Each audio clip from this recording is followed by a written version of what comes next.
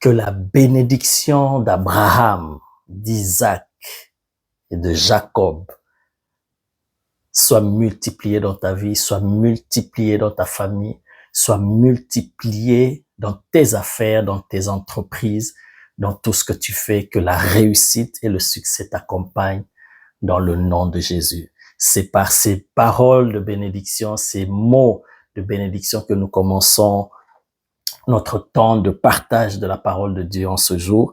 Et nous rendons grâce à Dieu qui nous donne toujours la force, la bonne santé, l'inspiration pour que nous puissions parler de sa parole, partager cela. Et je profite de cette occasion pour vous demander toujours de prier pour moi, de me recommander entre les mains du Seigneur, comme l'apôtre Paul, il demandait aux saints, priez pour moi, afin qu'il me soit donné de parler de Dieu avec assurance, librement, et que le Seigneur continue à m'inspirer. Je vous demande aussi de me porter dans vos prières, de me soutenir dans vos prières. Merci beaucoup. Que Dieu vous bénisse de partout où vous êtes, vous qui nous suivez, vous qui partagez nos vidéos, vous qui commentez, qui likez, qui savourent cela, qui bénissent le Seigneur, qui pensent même à nous pour 1 seconde, 2 secondes, 1 minute de prière. Vraiment que l'Éternel se souvienne de vous. Soyez richement bénis dans le nom puissant de Jésus. Alors, qu'est-ce que l'Esprit de Dieu veut nous donner comme message, comme pensée prophétique aujourd'hui? Ouvrons sans plus tarder nos Bibles dans l'Évangile de Matthieu au chapitre 26. Nous allons lire quelques versets. On commence à partir du verset 36. Voici ce qu'il est dit. Matthieu chapitre 26 et le verset 36, je lis. Là-dessus, Jésus alla avec eux dans un lieu appelé Gethsémane. Et il dit aux disciples, asseyez-vous ici pendant que je m'éloignerai pour prier. Oh my God, le Fils de Dieu, rempli du Saint-Esprit, ayant reçu l'Esprit sans mesure, la plénitude du Saint-Esprit, mais il avait besoin de prier. Et surtout en cette période, nous allons le comprendre. Donc il dit, asseyez-vous ici pendant que je m'éloignerai pour prier. Il prit avec lui Pierre et les 2 fils de Zébédée et il commença à éprouver de la tristesse et des angoisses. Retenez cela. Il leur dit alors, mon âme est triste jusqu'à la mort. Waouh! Restez ici et veillez avec moi. Oh! Je suis sûr que les disciples, quand tu lis la Bible avec les Saint-Esprit, le Saint-Esprit te fera vivre les émotions. Il peut même te transporter en cette période-là de l'histoire. Comment ça s'est passé? Tu peux voir la scène, ressentir des émotions. Oh my God. Je suis sûr que les disciples étaient perdus, se demandant, mais on n'a jamais vu le maître dans un tel état. On a traversé des situations de troubles, des situations compliquées avec lui, mais on l'a jamais vu comme ça. Et il le dit que mon âme est triste. Et il a commencé à éprouver des angoisses, la peur. Oh my God.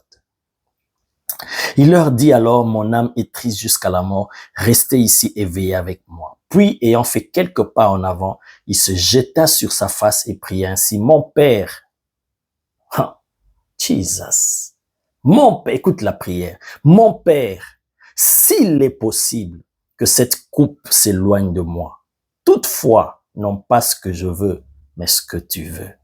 Et il vint vers les disciples qui trouvaient endormis et il dit à Pierre, vous n'avez donc pu veiller 1 heure avec moi. Veillez et priez, afin que vous ne tombiez pas dans la tentation. L'esprit est bien disposé, mais la chair est faible. On va s'arrêter là. Oh my God. Merveilleux Saint-Esprit, guide-nous.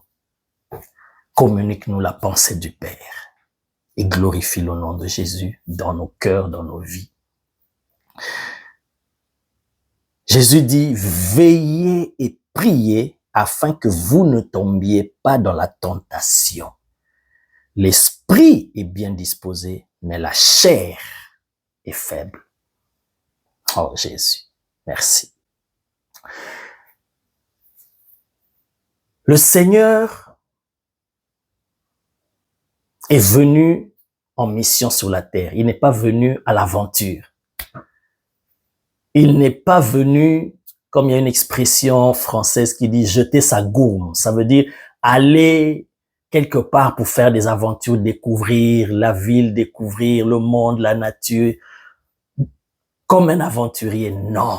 Il est venu en mission en connaissance de cause. Il avait un mandat.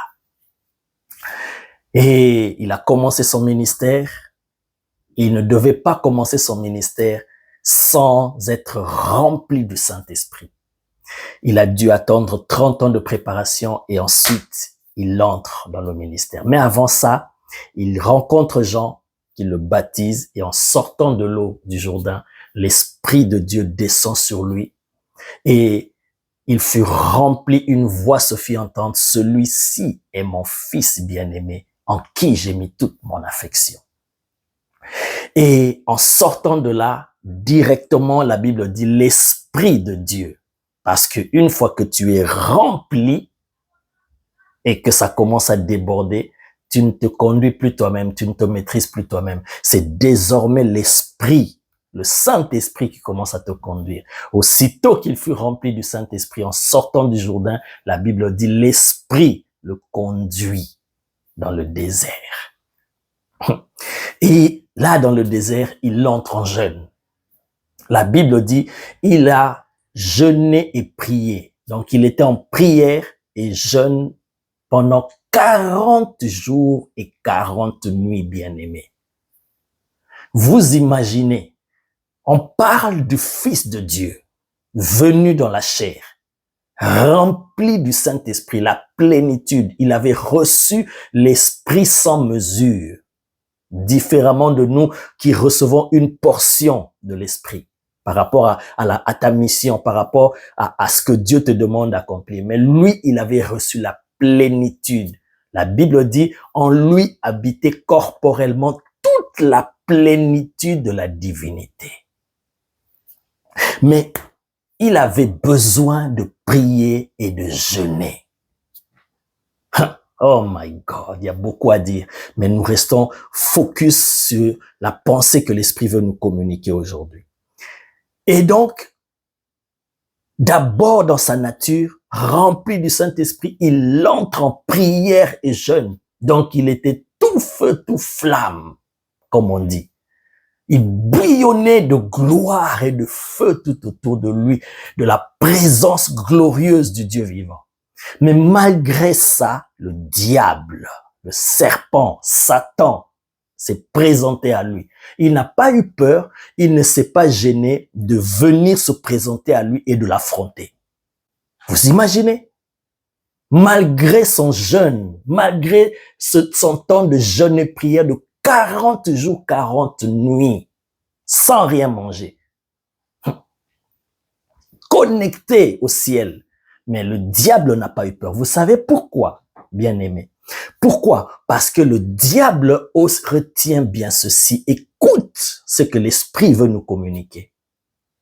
Aussi longtemps que nous sommes encore dans la chair, aussi longtemps nous sommes encore dans ce corps, il y a la nature humaine en nous, quel que soit le niveau d'onction que nous transportons, le diable se dit qu'il a une occasion, à cause de la faiblesse de la chair, il a une occasion, il espère toujours trouver une occasion pour nous faire chuter. C'est comme ça qu'il n'a pas eu peur des jeûnes et prières de Jésus pendant 40 jours et 40 nuits. Il s'est présenté parce qu'il s'est dit, il est dans la chair. Et la chair, comme il a porté la chair humaine, c'est sûr que je peux trouver une faille en lui. Je vous rappelle une phrase que Jésus a dite, qu'on a lue dans Matthieu 26. L'esprit est bien disposé, mais la chair est faible. Tant que nous serons dans ce corps, n'oublie jamais cela. Tu peux être loin d'une manière terrible. Tu peux opérer des prodiges, des miracles, des guérisons, des délivrances, mais sache que toute cette capacité-là se trouve et réside dans ton esprit. Mais parce que tu es un être humain, qu'il y a encore la nature humaine et la chair, tu dois veiller. Parce que à cause de cela, l'ennemi peut trouver une faille en toi et il peut te faire chuter. Voilà pourquoi nous avons entendu des histoires des hommes ou un que Dieu a utilisé dans le passé avec une onction terrible, mais tu entends des histoires que certains étaient alcooliques, certains avaient des problèmes avec les femmes, certains avaient des problèmes compliqués. Tout ça, c'est parce que si nous n'arrivons pas à bien comprendre le fonctionnement de l'être humain qui est une créature complexe, oh my God. Par la grâce de Dieu, je donnerai un enseignement sur l'homme, la créature qu'on appelle homme. Et nous allons comprendre cela. Donc, aussi longtemps que nous sommes encore dans la chair, le diable se dit qu'il peut appuyer dessus pour nous jouer des tours. Donc, Jésus, bien que étant d'abord fils de Dieu, rempli du Saint-Esprit, sortant d'un moment de jeûne et prière de 40 jours, 40 nuits, tout feu, tout flamme, le diable n'a pas eu peur. Tout ça à cause de la nature humaine que Jésus a portée. Et s'il n'a pas eu peur du Fils de Dieu, est-ce que vous imaginez, quel que soit ton titre, quelle que soit ton onction, quelles que soient tes grâces, le diable, pensez-vous vraiment que le diable aura peur de toi? Non, s'il n'a pas eu peur du Fils de Dieu, il n'aura pas peur de toi. Il viendra te tenter. La Bible dit, Jésus a été tenté en toutes choses, comme nous. Il a été tenté. Pourquoi? Parce que le diable se dit, tant qu'il est dans la chair, je peux trouver une occasion. Il a cherché par tous les moyens. Il est passé même par les collaborateurs les plus proches comme Pierre. Mais Jésus l'a repéré, Satan, arrière de moi. Donc, il a tout fait parce qu'il se disait que je peux trouver un moyen. Donc, comprends cette vérité. L'esprit, lui, il est bien disposé. Mais la chair est faible. Alléluia. Le Seigneur Jésus, dans Hébreu, on nous parle de lorsqu'il entrait dans ce monde, conscient de sa mission. Dans Hébreu, il dit, tu n'as voulu ni sacrifice ni offrande, mais tu m'as formé un corps. Et voici, je viens, dans le rouleau du livre, il est question de moi. Je viens, ô Dieu, pour faire ta volonté. Donc Jésus, en quittant le ciel, en venant sur la terre, il était bien conscient de sa mission. Il savait ce qu'il venait faire lors de sa première venue. Il savait qu'il venait mourir à la croix, souffrir et sauver l'humanité. Il le savait. Mais bien aimé, tout ça là, c'était dans l'esprit, dans son esprit, qui est bien disposé. Mais tant qu'il était encore dans la chair, tant qu'il avait porté un corps physique qui est voué à la faiblesse, qui est voué à des tentations, bien aimé, il devait prier. Voilà, vous commencez déjà à comprendre. Voilà pourquoi Jésus avait besoin d'être en prière constamment, d'avoir une vie de prière sérieuse, assidue et régulière. Si lui, il en a eu besoin, à combien plus forte raison toi et moi? Bien-aimé, prends ta vie de prière au sérieux. Développe la vie de prière, surtout en ces temps-ci, bien-aimés. Les jours sont mauvais, les temps sont très, très difficiles. Plus nous nous approchons vers la fin, le diable multiplie des stratégies et il lance des attaques foudroyantes pour détruire, pour essayer d'anéantir l'Église. Parce qu'il sait que nous sommes encore dans la chair. Il va tout déployer comme stratégie, moyen et énergie, intelligence, ruse. Voilà pourquoi nous avons besoin de veiller et de prier. Parce qu'en esprit, nous sommes forts. En esprit, nous sommes bouillonnants. En esprit, nous sommes feu, buisson ardent.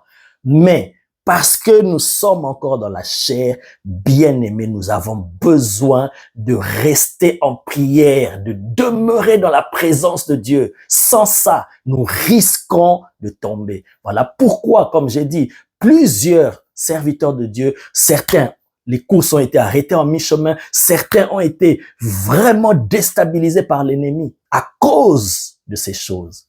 Voilà pourquoi l'Esprit veut attirer notre attention, nous interpeller pour que nous puissions développer une vie de prière sérieuse. tu comprends l'importance de la vie de prière. Donc Jésus, en venant sur la terre, il connaissait sa mission. Il dit, je viens pour faire ta volonté.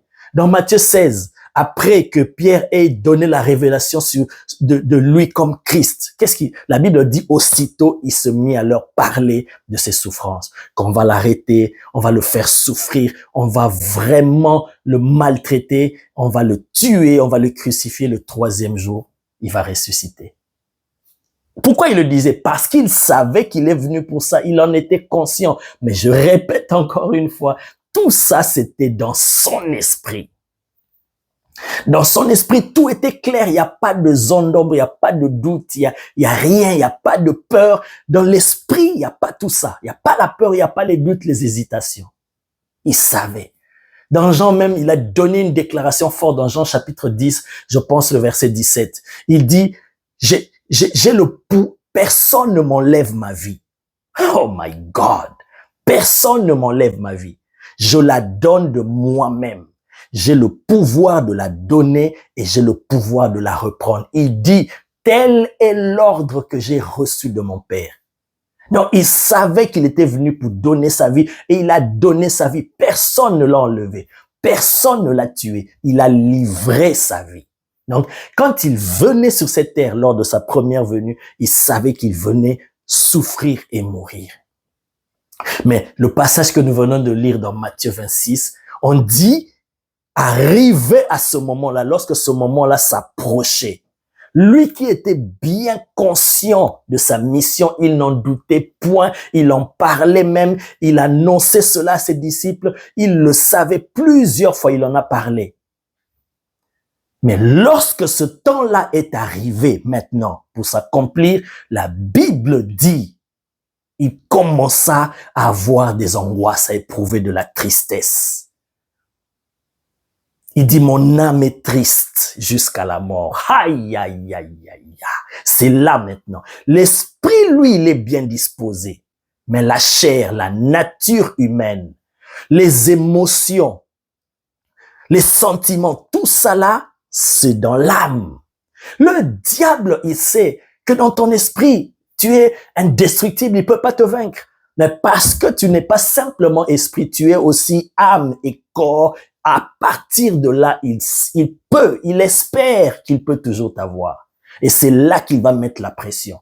En ce moment-là, Jésus commence à subir la pression dans son âme. Le diable a mis tout son poids. Il a déployé tout son poids en ce moment-là pour faire reculer Jésus et qu'il renonce, qu'il fasse demi-tour. Au point même, il fait la prière, il dit, mon Père, alors qu'il savait. En entrant dans le monde, il dit, il vient pour ça, parce que le Père ne voulait plus de sacrifices, des holocaustes, des animaux. Il lui a formé un corps pour qu'il donne son corps en sacrifice. Il savait tout ça, mais en esprit. Mais maintenant, quand le moment arrive, la chair, sa nature humaine commence à réagir, les émotions, les sentiments. Voilà pourquoi c'était en ce moment-là qu'il a prié. Il a même demandé qu'on le soutienne dans la prière par ses apôtres. Oh my God! Bien-aimé, l'esprit est bien disposé, mais la chair est faible. Ça, c'est la parole de Jésus, c'est pas la parole de Paul. Ce n'est pas la parole d'un apôtre. Ce n'est pas la parole de Pépé. Ce n'est pas la parole d'un prophète, d'un patriarche, d'un archevêque. Ce n'est pas la parole d'un homme, c'est la parole de Jésus. C'est des principes établis. Voilà pourquoi tu dois comprendre cette parole. Et le but pour lequel le Seigneur, l'Esprit a donné ce message, c'est pour réveiller ta vie de prière et prendre au sérieux. Sinon, si tu te résumes seulement à dire, en te vantant à dire, je suis enfant de Dieu, je suis ceci, tu fais des déclarations, tout ça c'est bien beau, c'est dans l'esprit. Mais lorsque le diable mettra la pression sur toi, sur tes émotions, il va appuyer dessus, sur tes sentiments bien-aimés, tu risques de basculer. Regarde Jésus, conscient de sa mission en ce moment-là, parce que l'âme était touchée, l'angoisse, la peur, la tristesse l'a envahi directement. Ce qui était clair dans son esprit commence à avoir des hésitations. Il veut que cela recule. Il dit à son père, s'il peut éloigner cela. Mais tu es venu pour ça, bien-aimé. C'est ce qui prouve vraiment, pour ceux qui doutent encore, que Jésus était réellement venu en chair. Parce qu'il y a des gens qui n'y croient pas. Mais or, le salut, c'est dans cela. Il faut savoir que Jésus est venu en chair. Oh my God. Et il était devenu un homme. Une des preuves, c'est ça.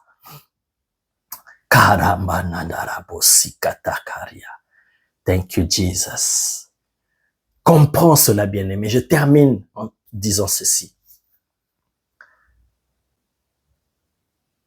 J'ai moi-même expérimenté ces choses. Voilà pourquoi je peux en parler avec autant d'assurance et de conviction.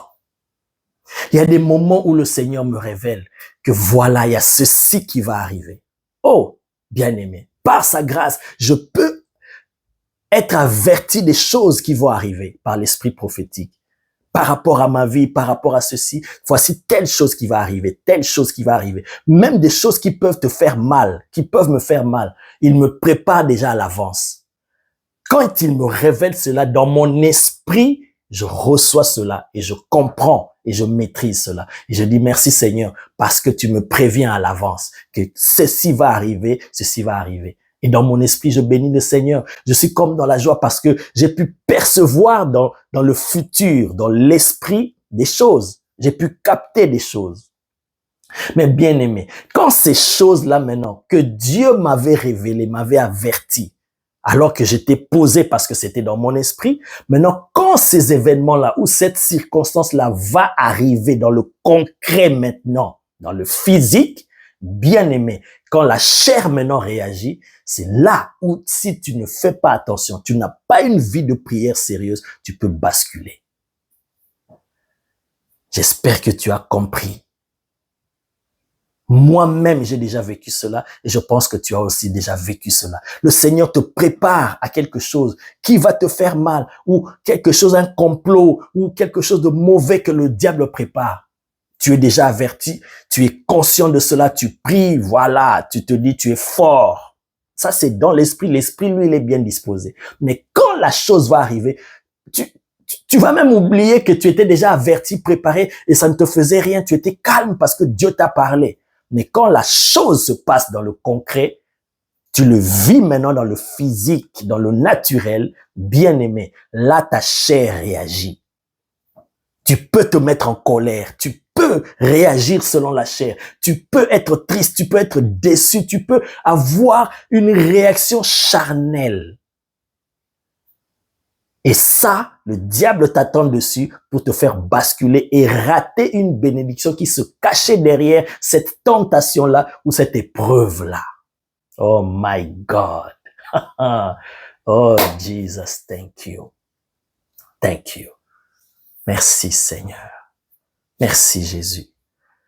Voilà pourquoi, bien aimé, il faut comprendre l'importance de la vie de prière. C'est la vie de prière sérieuse, j'insiste sérieuse, parce qu'il ne s'agit pas seulement de prier avant de dormir, de prier quand tu te réveilles 1-2 minutes. Non, d'avoir une vie de prière régulière, assidue.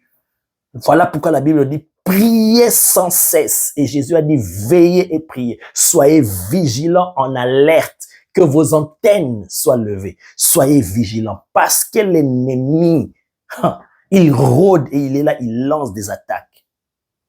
Et Jésus dit veillez et priez afin que vous ne tombiez pas dans la tentation. Parce que la tentation viendra. Si lui, Jésus, a été tenté en toutes choses, toi et moi, nous serons aussi tentés en toutes choses. Et comprends la stratégie et la tactique du diable. Il viendra te tenter, pas dans l'esprit, parce que dans ton esprit, tu es fort, tu es tout feu, tout flamme. Mais il profite, tant que tu es encore dans la chair, il va cliquer sur tes émotions, il va cliquer sur tes sentiments. Il va jouer avec ça. Et si tu ne fais pas attention, si tu n'as pas une vie de prière, une communion avec le Saint-Esprit, bien aimé, tu peux basculer alors que dans ton esprit tu es fort. Tu peux basculer.